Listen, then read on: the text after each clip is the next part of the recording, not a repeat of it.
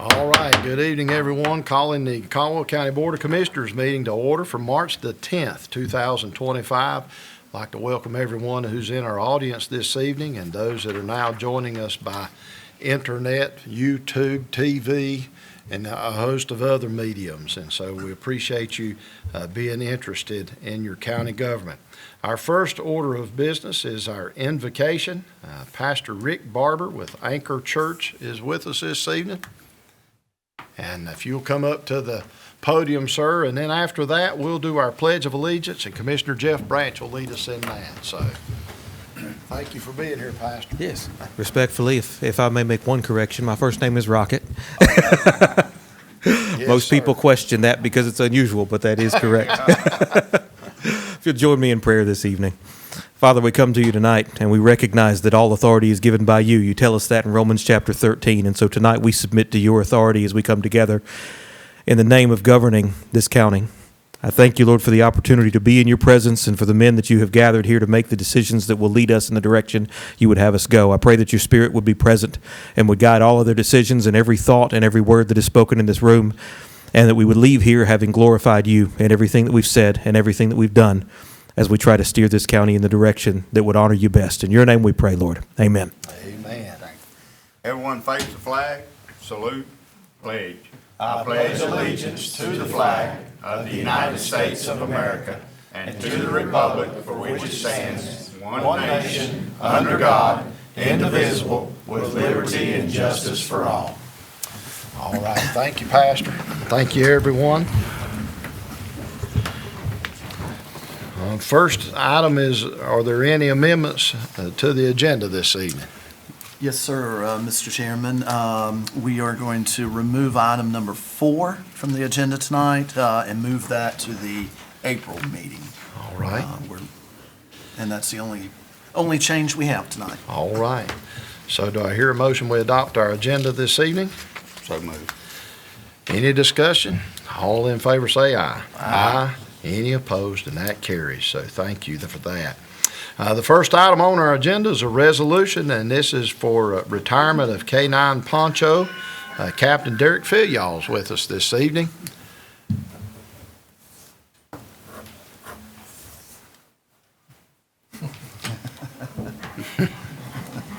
And Poncho's here. Star of the show. Star of the show here.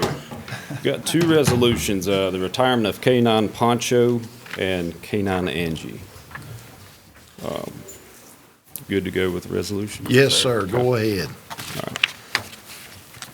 Whereas K9 Poncho and his handler Corporal Matthew January have been a great benefit to the Caldwell County Sheriff's Office and its communities, and whereas it has come to time for Poncho to retire for his service to the Caldwell County Sheriff's Office, whereas the Board of Commissioners of the County of Caldwell finds that Sheriff K9 Poncho should be retired to a member of the Caldwell County Sheriff's Office due to the additional training and responsibility which is required.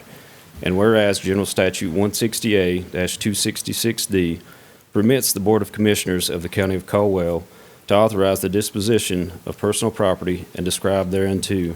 And whereas Corporal Matthew January of the Caldwell County Sheriff's Office has agreed to purchase K9 Poncho from Caldwell County NC in the amount of $1, and upon accepting custody of the dog will assume liability and responsibility for the care of the animal for the remainder of its life. Now therefore be it resolved that the Board of Commissioners of the County of Caldwell authorizes the purchase of K9 Poncho by Corporal Matthew January for the amount of $1, effective March 10th, 2025. All right. So hearing the resolution read this evening, do I hear a motion that we adopt this resolution and the adoption of K9 Poncho by his handler, Mr. January? Mr. Chairman, I would think that we need to do that. All right. Any other discussion? I will say we appreciate everything you've done, Corporal, and what Poncho's done. And I know that he's going to go have a long life, and we're happy about that and for everything he's done for our county. So with that, I'll call the question. All in favor say aye. Aye. Any opposed? And that motion carries unanimously. So congratulations. Do you we want to come down, shake hands, and, or no? We can. We have one more if you want to do them both together. Yeah, let's Get some do pictures. that. Okay. If they won't fight when they get up here. No. Well, I don't know about the dogs. All right, so the next one is K9 Angie.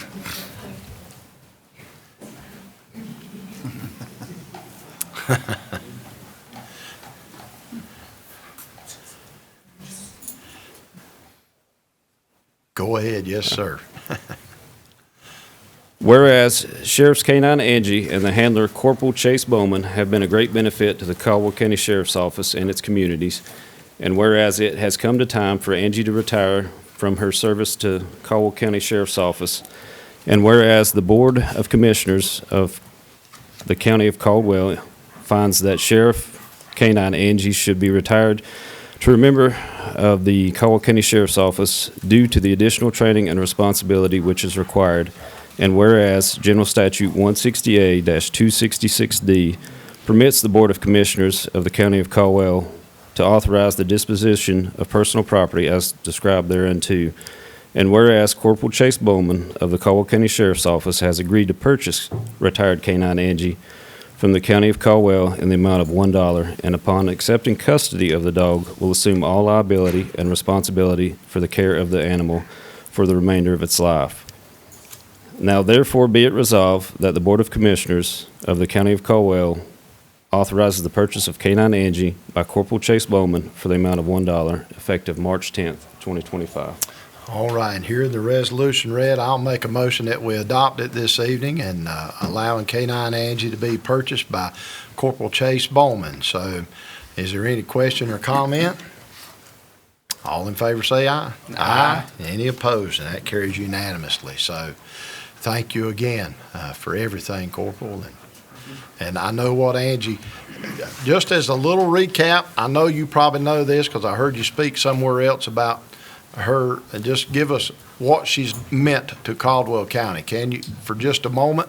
As like a seizure amount? Yes, sir.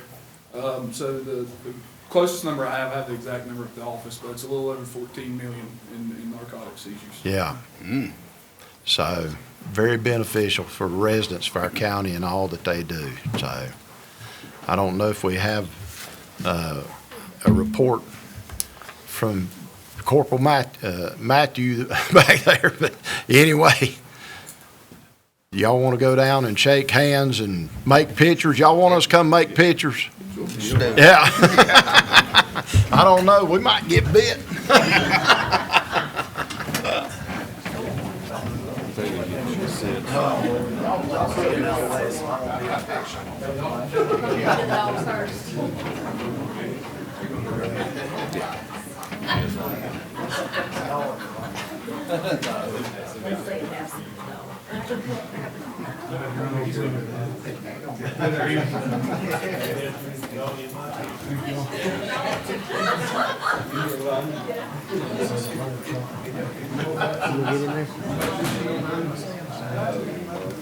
Oh, yeah, I'll get the sheriff.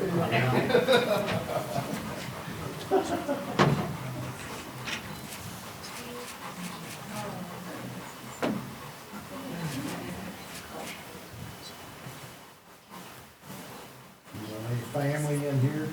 Y'all in here? Our basement flooded the house, so we were all knee deep Oh, in water. And we made it. I appreciate it.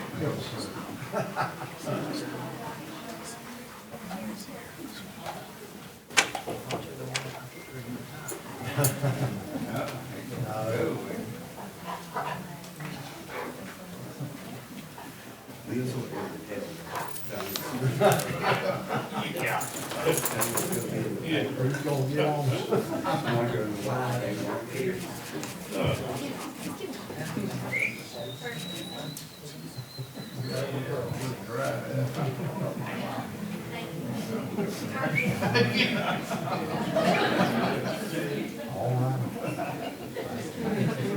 Appreciate it.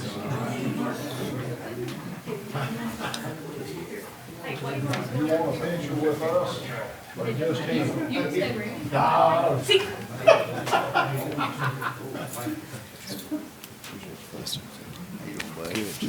Congratulations. Thank you and all.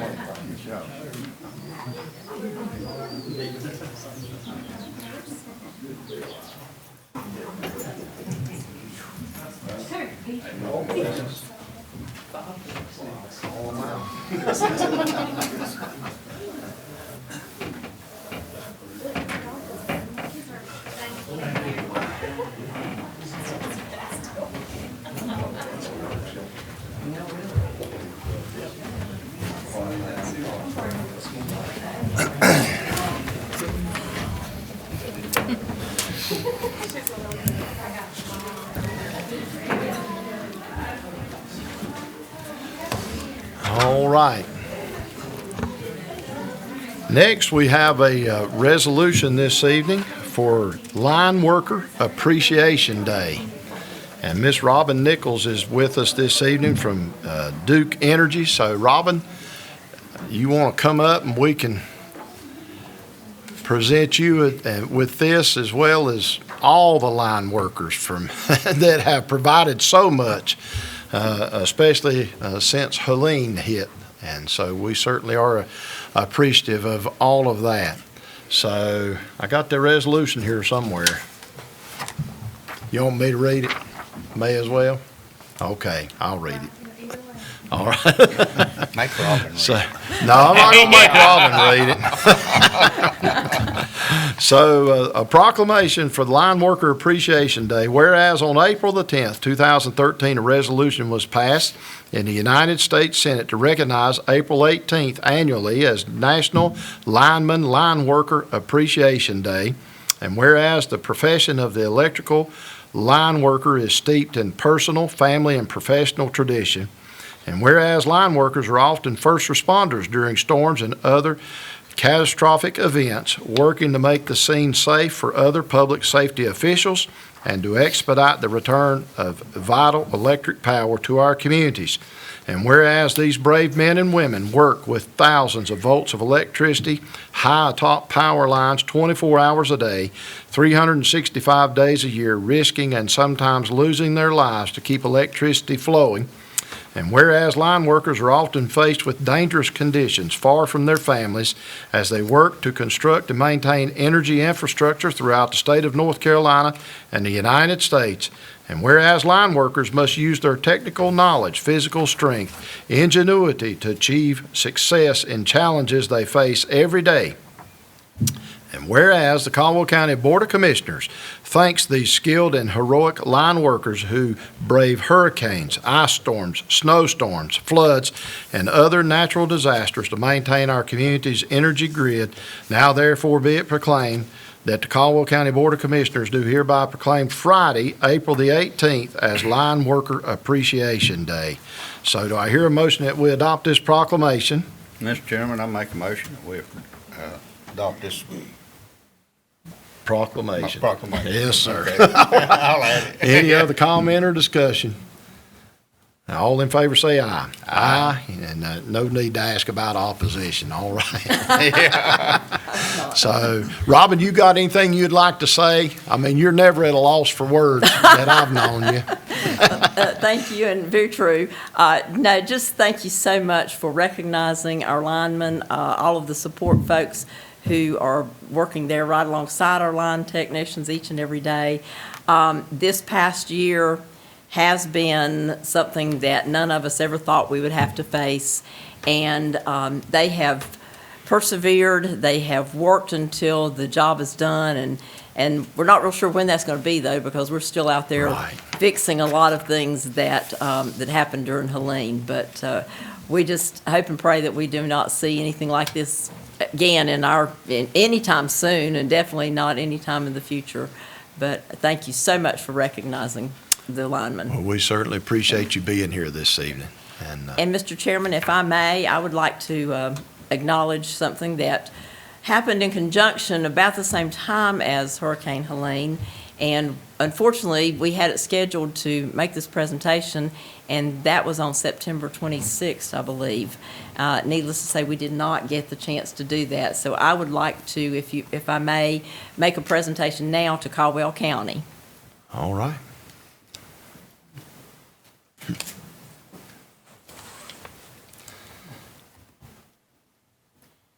Last year, Duke Energy offered disaster preparedness grants from our foundation, and I'm pleased to announce that last fall, Caldwell County was selected as one of those recipients for $25,000. Like I said, we did not get the chance to do this announcement last year, so if it would be acceptable, I'd like to award this to Emergency Management. I believe Vic and Jeff and some others are here.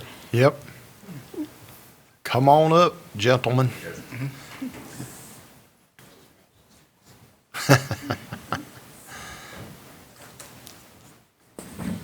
So on behalf of Duke Energy, congratulations on this grant, and we know that it will be used wisely and for the preparedness of the county.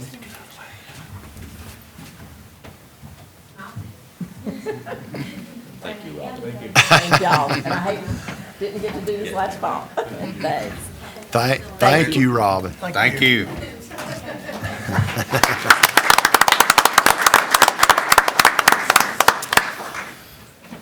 That's a big check. It is a big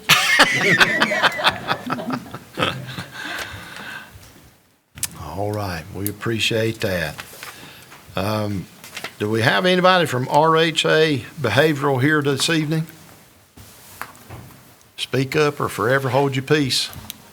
I think we've tried to get them here a couple times, haven't we? There was an issue with the last meeting. Mm-hmm. Okay. Must be an issue with this meeting too. So, all right. So that brings us to item 6, which is Caldwell County Housing Plan. Ashley Bolick is with us and Allison Adams. So, good evening, Miss Bolick. Good evening, Chairman and fellow commissioners. Just wanted to introduce this project. Caldwell County Economic Development, understanding that there's a great need for housing in Caldwell County, undertook this project in 2024 in partnership with the City of Lenoir. They helped fund this project, in addition to Caldwell County, of course. We selected Western Piedmont Council of Governments to complete this housing needs plan. This plan assesses the various demographics and housing preferences of potential home buyers and renters for Caldwell County. So without further ado, I'd like to introduce Ms. Allison Adams, whom you probably already know, but she's the Planning Director at Western Piedmont Council of Governments. She's here tonight to present the housing study. All right. Welcome, Miss Adams. Thank you for being here. Thank you, Mr. Commissioners, and Ashley for the introduction. I'm sorry, I'm hoarse with all this pollen that's going on, so just bear with me. Yes, ma'am. So the housing plan that we put together is really, it's not your typical plan. It's not a large document with lots of numbers and all that stuff. It's more of a tool. So think of it in that capacity as we go through this presentation. So the housing plan itself, it's not very large. Like I said, it's about 16 to 18 pages, somewhere in there. But it covers a lot of ground. And we put a lot of stuff in there that hits main points. So these are the primary things that it covers. So here's what we know about housing. And this is probably preaching to the choir, but let's go ahead and get it out of the way. So interest rates have increased. Product cost is higher. We have limited financing options, as well as, demand continues to outpace the supply of housing. We also have a generational change of home ownership. We have folks that are, basically they want a different product. And also, when people are purchasing houses are a lot later in life than what we've seen in previous decades. The other thing is we have a shift in market preference, like I just said, and then barriers for first-time home buyers, which is not only the cost, but it's also the financing piece. And because a lot of folks that if they went to college, they have student loans and things like that. So it puts them a little bit more behind. There are also market gaps that we're looking at for workforce, multifamily, and housing options that we're not seeing in the market. So So some main things to point out on here, and I'm not going to take a huge deep dive, but if you want to have a conversation offline, I'm happy to. But the main things that I want to point out, that from January 24 to 25, there were some big jumps, okay? And so when we're looking at this, specifically Caldwell County, so you can see that the average sale price, it jumped 19%. The median sales price jumped 28% from $235,000 to $301,000. The other things that I will show is like the market, how many days on the market is product staying on there. So we're up 22%, which is good to some degree, but the other piece that we really need to look at is our housing inventory. And so we really want to have anywhere from 4 to 6 months of housing inventory available. And right here, we have 2.5 months worth. So that tells us we have a desperate need for housing. So why Caldwell? And we all know this. I mean, you live here, it's gorgeous here. And it's all about proximity and availability of land and cost of living and things like that. So let's move on. Demographics. So here's a big takeaway from this project. The demographics have shifted a little bit. So we're starting to see increases in workforce, so 45 to 65, as well as big one, 18 to 34.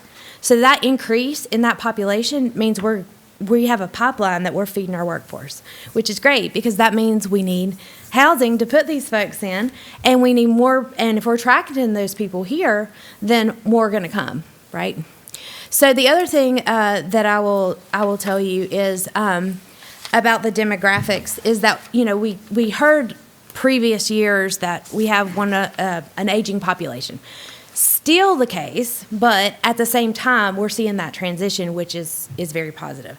So where are these folks coming from? And this is a big thing, a big takeaway. So we have a lot of inter-county movement. So let's say somebody moves from Granite Falls to Lenore or somewhere else across the county. That's the white same county movement. So in the blue, that is different counties. So county to county in the state of North Carolina, we're seeing typically people coming from cities wanting a more rural atmosphere. The biggest thing is looking at different states. And this is where you see people from Florida, Pennsylvania, California are moving here. Now, some of them, Florida's like the halfbackers, that's what we call them, because they don't want to go all the way back up north, so they stop halfway. They get the best of both worlds, right? You get the mountains, you got the beach, and you've got municipalities, and you've got country rural life. So I think that explains a lot of that. But the biggest takeaway from this piece is how do we market to those folks? If it's the 18 to 34s that are coming, how do we market to those folks to get them to come and locate here and provide, basically, more jobs, more housing means more economic resiliency. And so then we look at vacancy rates down there at the bottom. Commuters. So this is telling you several things. So commuters in and out of the county. Holistically, we're a strong region, okay? If we have commuters going out of the county, that means we're a veteran community, and we're sending workers out. But that does mean that people are, paying taxes here, and they have sales tax, and there's gas tax, and all those things, because when they come home, they're going to need groceries, they're going to fill up the car, they're going to tote their kids around to different events. So those folks that live here that are commuting out, it's typically they're looking at this as a bedroom community. The other thing is the commuting in, which has increased over the years, means that workers are coming here to work, which is positive, phenomenal. And so if we can continue to keep that growing, we're moving in the right direction. 15,000 folks stay in Caldwell County to work every day.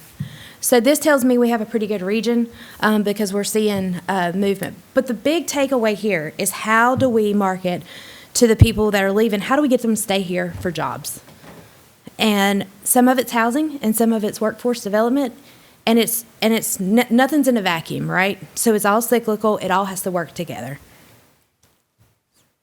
Cost of living and prices. So this is a huge takeaway. We always hear it's affordable to live here, okay? But proof's in the pudding. So if we look at this, Lenore, Morganton, Hickory, our region is a very cost-effective place to live. In comparison, I mean, right up the mountain, Boone, it goes, much higher. And so the good thing is that we need to be marketing to folks that we are an affordable place to live, that has quality of life, and good schools. And I'll get to the good schools here in a minute. So diverse economy, whenever we had the economic downturn, we put all our eggs in one basket, right? And so then we learned, we're just like, okay, we have to diversify our economy. We've worked really hard to do that here in Caldwell County. And Ashley and her team are doing a great job. But this is just some examples of some of the companies and the diversity in industry that exists here in Caldwell County. The other thing that I will mention is you have Lenorean that's down the hill, but you have a very, very strong community college, one of the best in the state. And so leveraging that and being able to create a workforce pipeline with Mark's help, that makes for a strong argument of why you should locate here.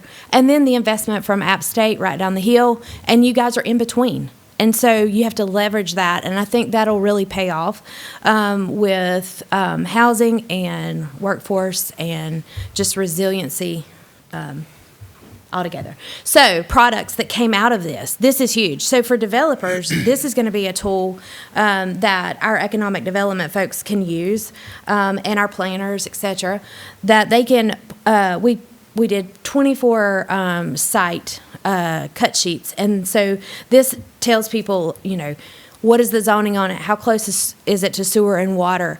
So this is the low-hanging fruit. This is what needs to be developed. And so this is just an example here on the screen. It's right there in Roadhiss. It's on the lake. This is the Caldwell side of the lake. And so right now we have 2 developers looking at this. And since we've made the presentation to the economic development at their board meeting where we invited builders and developers, Ashley has had more than a handful of meetings with people interested in developing now. And so giving her these tools in this toolbox is going to be instrumental in helping stimulate growth and housing for this region. So we did a housing preference survey, and this was just to take a sample of what folks liked. And I'll just summarize what that is. So most people like privacy. They liked green space and open space, sidewalks, large lot homes with privacy. If they were medium lot homes, then they liked ranch-style homes with garages and porches. Nobody wanted to park on the street. So to all the developers, take note, nobody wants to park on the street. Respondents also like townhomes, but they wanted to have a parking option, whether that be behind the unit or in front of the unit with a garage or a carport. And then condos, people really seem to like the concept of condos because it was low maintenance. They didn't have to maintain the outside or any of the property, so they didn't have to mow grass. And then duplexes were also a point of interest whenever you could put them on a corner lot so that they had multiple entrances from both sides. So it looks like a single-family home in a neighborhood. We went on a housing field trip with the EDC. We had a slew of folks that went with us from all different job sectors. And so these are just examples of the products that we saw. And that's a list of the diversified housing types. Those are a list of all the products we saw. But the primary takeaways here that we got from the group that went out was they like to leverage local developers and give them financing options. Single-family homes were something that was important with quality materials, and they preferred HOAs because they linked HOAs from the developer, builder, HOA manager. The HOA that did all of those seem to have a stronger hold with keeping things up, maintenance and things like that. So that was very much favored. Blending in with existing neighborhoods and then public-private partnerships was a huge thing that they saw as valuable. We did a few case studies looking at different workforce developments. This is the big takeaway and this shows in the study that different age groups want different things. And so what you have is the boomers are sitting on the houses. They don't want to move. They don't want to go to any kind of assisted living per se until they absolutely have to. Gen X's, they're wanting to downsize. Millennials are wanting to upsize. And Gen Zs are like, I can't afford this. So what do I do? And so those folks are looking at apartments, things where they can rent, or they want to be mobile. They don't necessarily want to be tied down. And so those are all important topics when we start talking about housing and how we appeal to somebody. And looking at that 18 to 34 age range, we need to be mindful of this study. So, and then in the plan, we pointed out different successes that had occurred. So this is a project in Hudson that is a subsidized project. Bluebell, which I'm sure you guys are familiar with. Folks really like this because they like the historic feel of the brick and things, and so the characteristics are what really drives somebody to something like this. This is Duke Street Cottages. This is a cottage court example. And then the public-private partnership that is getting ready, hopefully, to get kicked off the ground with approvals of everyone in Cages Mountain. And so, just like any other plan, we're going to make recommendations. And the recommendations are just keep pushing forward with these initiatives, building infrastructure, working on brownfields and reuse opportunities, and then expanding broadband and helping to do that. And then data-driven market decisions. So, as I mentioned, there were different people coming from different places, actually using like mobile phone data like we have at the COG Placer to be able to do some analysis to say, okay, here's where they're actually coming from. Why are they coming here? What socioeconomics, do they fall into? Those kind of criteria. And then we can look and see how we market. Financial resources, so looking at revolving loan pools and joint child care plans. And some of these things are not county specific. These are more industrial specific, like joint child care plans and things like that, thinking about different industries and how they serve their workers. But we can help try to facilitate those conversations and open that door. Also, maybe pre-packaged, approved residential drawings that have already gone through the process, and then short-term housing workforce consortiums. It's really hard to get somebody to come here and live if they can't find housing, so if we can partner together and create options for maybe temporary housing while the family, finishes school and a job, and then they can move here. So why Caldwell? This is the overarching reason why we did this plan. Okay, so why do we want people to move here? Well, because people are moving here, and that's a huge thing. If people are moving here, other people, it's kind of like it's kind of like the herd of cats. They'll all go the same direction. And so there's available land with infrastructure, and you'll see that with the cut sheets that we created. You also have the in and out of county commuters, and looking at our strong region and how we just leverage that.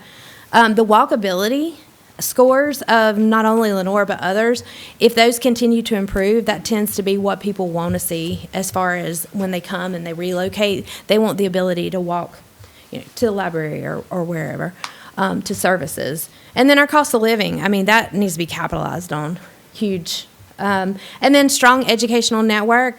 Like I said, I think we need to really leverage the fact that we have one of the strongest community colleges, and then economic diversity of our industry and of our commercial businesses really make us resilient and make us somewhere that people will want to come. So we created these marketing sheets. This is a quick tool that it's a double-sided one sheet. You can give it to, if you're talking to somebody and you're like, hey, here, check us out, come develop here. It's a very quick tool that you can just hand to them, and they can get in touch with Ashley or planning department, etc. So that's it. Any questions? I tried to go quick. Yeah, a lot of information. It's a lot. We certainly appreciate it.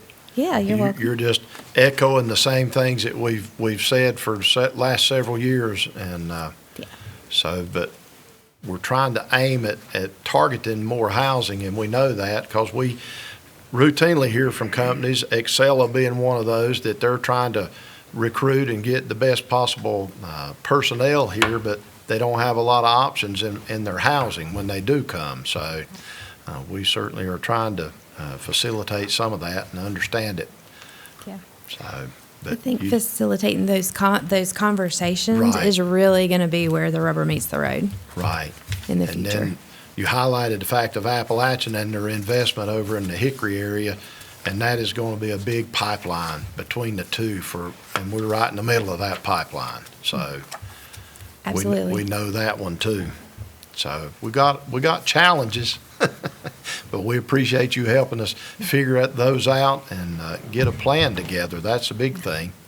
And, You're welcome. and try to bring some folks in. We've got a lot of opportunities for builders too. Right. Absolutely. Yeah. We sure do. We're begging them to come. Good deal. Thank you. Thank you. Thank Yeah. you for being here this evening. Yep. You're welcome. All right. Well, that brings us this evening to our consent agenda. And Mr. Wayne Rice, our interim manager, is going to go through that with us. Mr. Chairman, Commissioners, the first couple of items are from our Economic Development staff. Item number 7 is an administration contract for the Golden Leaf Grant of $50,000 that the county received. This administration is a 5% administration expense, $2,500 in contingency funds that would allow the COG to Western Piedmont Council of Governments to administer that Golden Leaf grant for the county. Item number, number 8 is the environmental site assessment for Foothills Regional Airport Industrial Park, and that is part of that being paid for out of that grant, and so there's no money there from the county additionally than what's already been budgeted, but we are asking for the approval of that environmental site assessment contract. Then number 9 is our sales tax reinvestment agreement, and that is our agreement between the municipalities and the county for the sales tax reinvestment monies, and we thank our municipalities. We've got several of them in attendance tonight, representatives from those municipalities, for agreeing to those terms of that again, and we're asking for your approval of that agreement with no changes other than the dates on that agreement. The COG agreement for code enforcement services, it's an agreement we currently have with the COG for those services, just asking for a renewal of that for another couple of years there. Item number 11 is DSS requests for 4 part-time staff members. These are temporary positions. There's no impact to the budget because it's going to be already out of lapsed salary funds.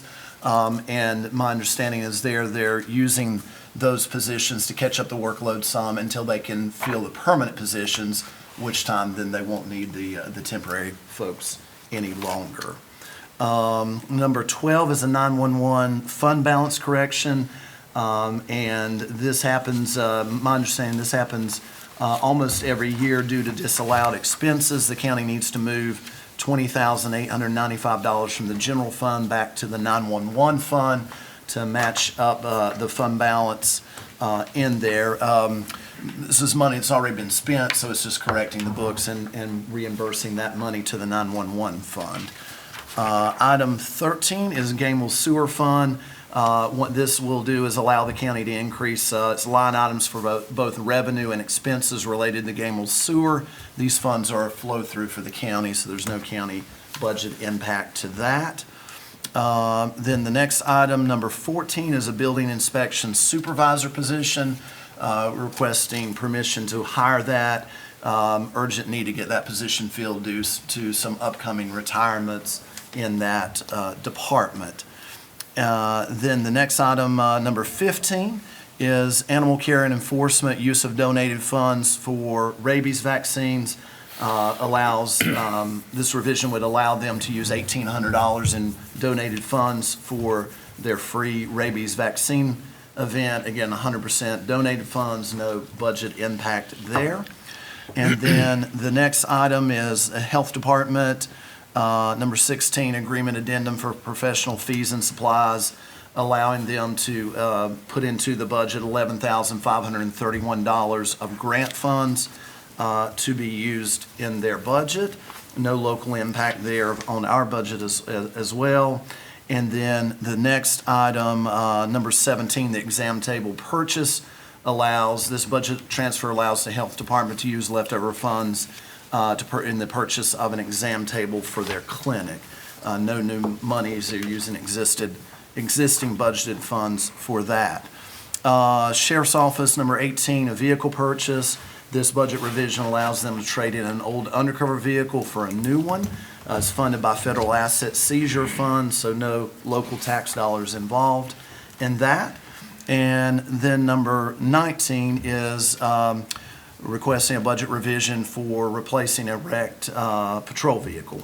And this one does require a fund balance appropriation, but it'll be partially offset by the money we receive in the insurance settlement for the wrecked vehicle that is there. And so you have the information on that. And let's see, then number 20 is ratifying the end date for the last winter storm warning state of emergency. It ended on Monday, February 24th at 800 hours, and just requesting your approval to officially rescind that. Number 21 is appointments to the ETJ members to the Sawmills Planning Board. Adam Wilson, Jeffrey Plummer, requesting appointment as ETJ members of the Sawmills Planning Board. And then number 22 is approval of the 2025 Tri-County Speedway event calendar. You have that in front of you. And then the final thing is the approval of the minutes from the February 10th meeting of the Commissioners. All right, so hearing all of that in the report, do I hear a motion that we adopt the consent agenda as been presented this evening? Motion. All right, any other question or comment? All in favor say aye. Aye. Any opposed? And that motion carries. And that brings us to the end of our regular meeting this evening. We're going to enter into a closed session. And so I'd like to make a motion to enter into the closed session to consult with the board attorney and preserve the attorney-client privilege as provided in North Carolina General Statutes 143-318.11A3 to discuss matters relating to the location or expansion of industries or other businesses in Caldwell County as provided in North Carolina General Statute 143-318.11A4 to discuss matters relating to personnel also as provided in the North Carolina General Statute 143-318.11A6. So having made that motion, any other question or comment about it? All in favor say aye. Aye. Any opposed? And that carries as well. And we don't expect for our press or anything out of that closed session in case you wanted to leave this evening, but we are going to enter into closed session now and have those discussions. So again, thank you everyone for being here, and thank you for being in attendance and those watching by TV this evening.